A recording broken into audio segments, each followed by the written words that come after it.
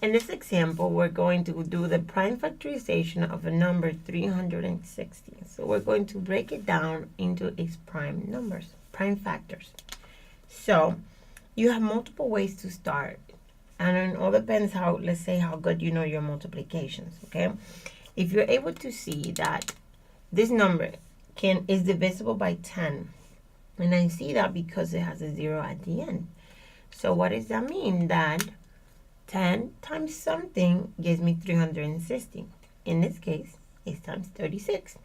To double check that, you simply divide 360 by 10. So if we're going to break this down, I have 10 times 36. Okay. Now we need to break down 10 because it's not a prime number. 10 is not a prime number. It still has multiples in it. So to me, always easy. If I don't start with 2, I start with 3. If you notice, 10 is not divisible by 3. So by 2. 2 times 1 gives you 10. 5. Now 2 is a prime number. 5 is a prime number. So we stop there. 36.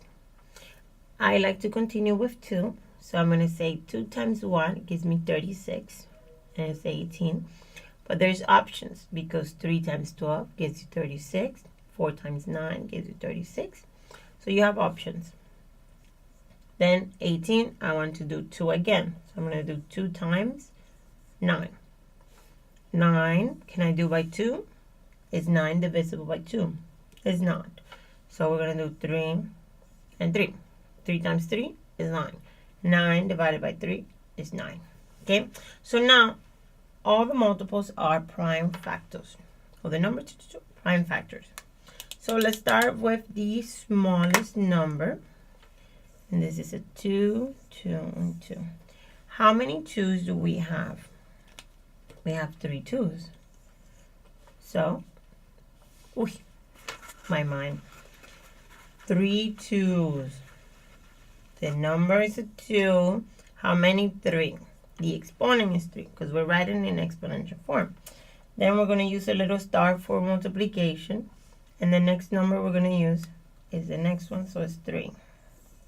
How many 3's do we have? We have 2 3's. So we're going to have 3 and then 2. And then it's a little too close, but no, this is separate. It's just 5. I'm going to put it in a box so you know that the answer is just that.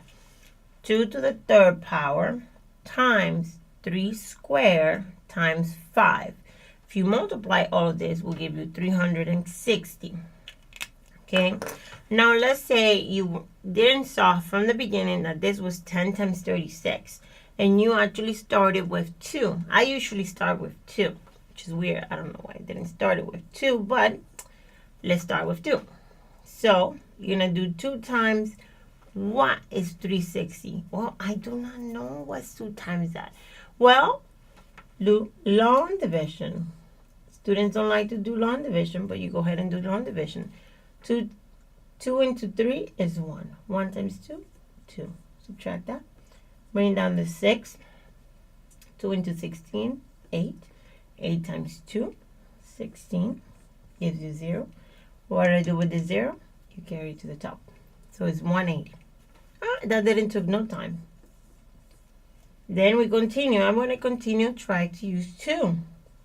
2 times what gives you 180. That will be 90, but let's say we don't remember long division.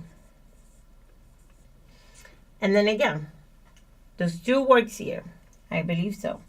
That gives you 45. Then we continue. Those 2 works into 45. Well, let's try them.